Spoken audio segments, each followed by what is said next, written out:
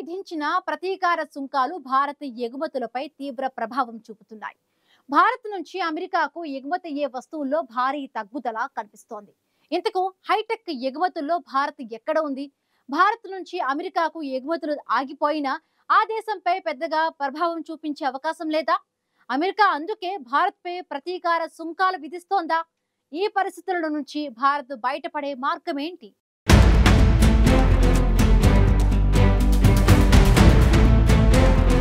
America అధ్యక్షుడు Trump విధించిన ప్రతీకార సుంకాల ప్రభావం భారత ఎగుమతులపై ఎక్కువగానే చూపిస్తోంది. భారతదేశ ఎగుమతుల్లో దాదాపు 20% అమెరికాకే వెడతాయి. వాటి వల్ల మన దేశ జీడీపీకి 2% ఆదాయం సమకూరుతోంది. 2024-25 ఆర్థిక సంవత్సరంలో అమెరికాకు భారత్ $8,651 కోట్ల విలువైన ఎగుమతులు చేసింది. ట్రంప్ విధించిన 50% ప్రతీకార సుంకాల వల్ల వాటిలో 55% ఎగుమతులపైన ప్రతికూల ప్రభావం పడుతోంది. మన దేశం నుంచి అమెరికాకు ప్రధానంగా ఎలక్ట్రిక్ సామాగ్రి, ఔషధాలు, నగలు, వజ్రాలు, రత్నాలు, జౌళి, పెట్రోలియం ఉత్పత్తులు ఎగుమతవుతున్నాయి. వీటితో పాటు ముడిసరుకులు, విలువ జోడించిన మధ్యస్థ వస్తువులు కూడా ఉన్నాయి. వాస్తవంగా చెప్పాలంటే భారత్ ఎగుమతి చేసే వస్తువులు లేకపోతే అమెరికాకు పెద్దగా నష్టం ఏమీ ఉండదు. ఎందుకంటే మనం ఎగుమతి చేసే వాటిని అమెరికా ఇతర దేశాల నుంచి కొనుగోలు చేసే అవకాశం ఉంటుంది. భారత్ నుంచి ఎగుమతులు ఆగిపోయినా అమెరికాకు పెద్దగా నష్టం ఉండదు. కానీ చైనా నుంచి కారు చౌకగా వచ్చిపడే ఎగుమతులు లేకపోతే అమెరికా ఉక్కిరిబిక్కిరవుతుంది. జపాన్, దక్షిణ కొరియా, తైవాన్ల నుంచి ఎగుమతయ్యే హైటెక్ వస్తువులు, యంత్రాలు, కార్లు, నౌకలు అమెరికాకు ఏ ఇతర దేశాల నుంచి కూడా లభ్యం కావు. బ్రెజిల్తో వ్యవసాయ సరుకులు, రసాయన ఎరువుల వాణిజ్యం అమెరికాకు అత్యంత కీలకం. ఇలాంటి సరుకులను భారత్ ఎందుకని అమెరికాకు ఎగుమతి చేయలేకపోతుందన్న ప్రశ్న ఉత్పన్నమవుతోంది.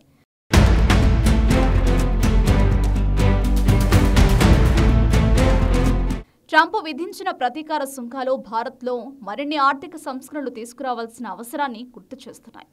1990లో దిగుమతులకు అవసరమైన విదేశీ మారక ద్రవ్యం లేకపోవడంతో భారత్ తన బంగారాన్ని తాకట్టు పెట్టాల్సి వచ్చింది.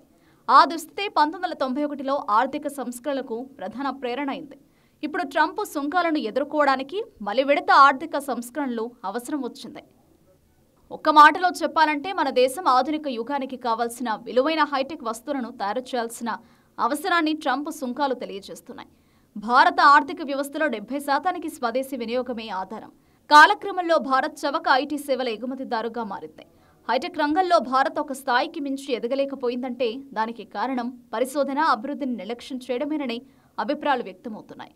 2008లో R&Dపై జీడీపీలో 0.86% వెచ్చించిన భారత్ 2021కి వచ్చేసరికి దాన్ని 0.65%కి తగ్గించింది. మొత్తం R&D వ్యయంలో భారతీయ ప్రైవేటు రంగం వాటా 36%. ట్రంప్ సుంకాలను ధీటుగా ఎదుర్కోగలుగుతున్న దేశాల R&D వ్యయం భారత్ కన్నా ఎంతో ఎక్కువ.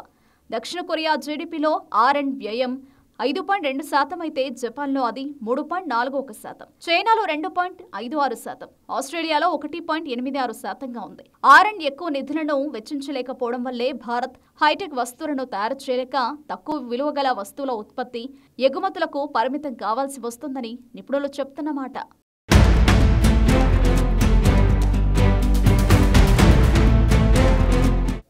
నిజానికి కార్మిక ఉత్పాదకతలో అమెరికా, చైనా, జపాన్, జర్మనీ, దక్షిణ కొరియా వంటి దేశాలతో పోలిస్తే భారత్ వెనుకబడి ఉంది. ఉన్నత సాంకేతిక నైపుణ్యాలు కొరవడం వల్ల భారతీయ కార్మికుల నుంచి ఎక్కువ ఉత్పాదకత ఆశించలేకపోతున్నామనే అభిప్రాయాలు వినిపిస్తున్నాయి. కార్మికులతో ఎక్కువ గంటలు పనిచేయించినంత మాత్రాన ఉత్పాదకత పెరగదు. పరిశ్రమలో హైటెక్ పరిజ్ఞానాలను ఉపయోగిస్తే కార్మికుల నుంచి ఎక్కువ ఉత్పాదకత లభిస్తుందని నిపుణులు చెబుతున్నారు.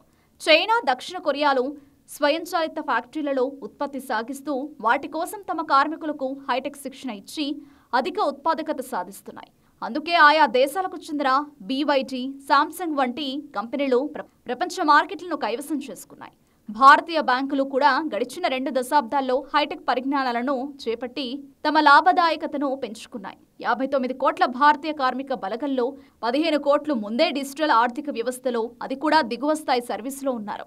వ్యవసాయ ఆధునికీకరణకు ప్రభుత్వం భారీగా పెట్టుబడులు పెట్టకపోవడం కూడా దేశ ఆర్థిక రంగానికి నష్టం చేకూరుస్తుంది. ఏటా బడ్జెట్లో సాగు రంగానికి కేటాయింపులు పెంచుతున్నా ద్రవ్యోల్బణం వల్ల ఆ కేటాయింపులు నిజ విలువ తక్కువగానే ఉంటుందనే వాస్తవాన్ని గ్రహించాలి. పైగా వాటిని ఆధునికీకరణ వైపు కేంద్రీకరించడం లేదు. దిగుమతయ్యే హైటెక్ వ్యవసాయ సాధనాలపై అధిక సుంకాలు విధించడం సేద్య రంగానికి చేటు తెస్తుంది. దేశంలో కొన్ని ప్రాంతాలు సాగులో ముందుంటే మరికొన్ని వెనుకబడిపోయాయి. వ్యవసాయ కూలీల వలసలు సర్వసాధారణమయ్యాయి. ఈ సమస్యల పరిష్కారంపై దృష్టి పెట్టాల్సింది పోయి సాగులో ప్రైవేటు సంస్థలకు పెద్దపీట వేసే ప్రయత్నం జరుగుతోంది. మరోవైపు వాతావరణ మార్పులు, పర్యావరణ విధ్వంసం వ్యవసాయాన్ని కుంగదీస్తున్నాయి. మన యువతకు నాణ్యమైన విద్యను అందించడంలో విఫలమవడం కూడా దేశ ప్రగతిని కుంగదీస్తోంది. ఇలాంటి అనేక కారణాలు దేశంలో ఉత్పత్తి రంగంపై ప్రభావం చూపించడం, కార్మికుల్లో నైపుణ్యలేమి మన దేశాన్ని తయారీ రంగంలో మరింత ముందుకు తీసుకెళ్లేందుకు అవరోధంగా మారుతోంది. అందుకే సవాళ్లు ఎదురైనప్పుడు వాటిని తట్టుకుని నిలబడగలిగేలా మార్పులు తీసుకురావాల్సిన అవసరం కనిపిస్తుంది. దేశంలోని కార్మికులు, యువతకు అవసరమైన నైపుణ్యాలు పెంపొందించేలా చర్యలు ముమ్మరం చేయాలనే అభిప్రాయాలు వ్యక్తమవుతున్నాయి.